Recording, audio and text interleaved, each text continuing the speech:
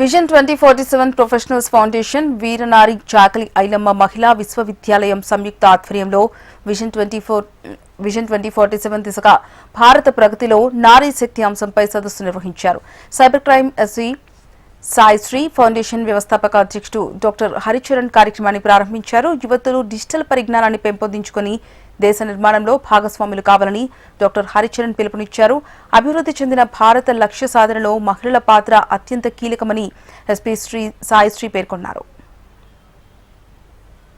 47 గురించి మనం ఒక సెమినార్ వీరనారి చాకలి ఐలమ్మ ఉమెన్స్ యూనివర్సిటీ దర్బార్ హాల్లో in collaboration with 2047 professionals foundation ద్వారా మనం జరుపుకున్నాము.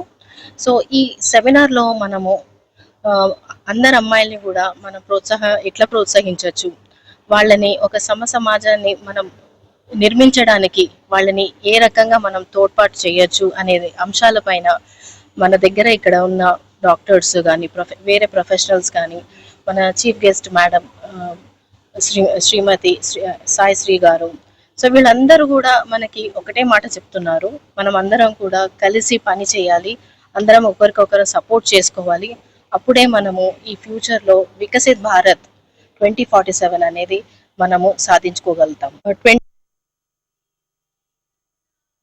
మా ముఖ్య అతిథిగా వైస్ ఛాన్సలర్ శ్రీమతి సూర్య ధనంజయ్ గారు, ప్లస్ గెస్ట్ ఆఫ్ ఆనర్స్ గా శ్రీమతి సాయిశ్రీ గారు, IPS cyber crime superintendent of police గారు, ప్లస్ డాక్టర్ ఎన్ గౌతమ్ రావు గారు, చైర్మన్ విజన్ విబిఐటి ఇన్స్టిట్యూషన్, మీద మా అధ్యక్షులు డాక్టర్ జి హరిచరణ్ గారు, నల్లర రాజేంద్ర గారు అందరూ కలిసి ఈ ప్రోగ్రామ్ని స్టూడెంట్స్ ఒక 200 పైచిలకు స్టూడెంట్స్ సమక్షంలో ఈ యొక్క సెమినార్ జరిగింది.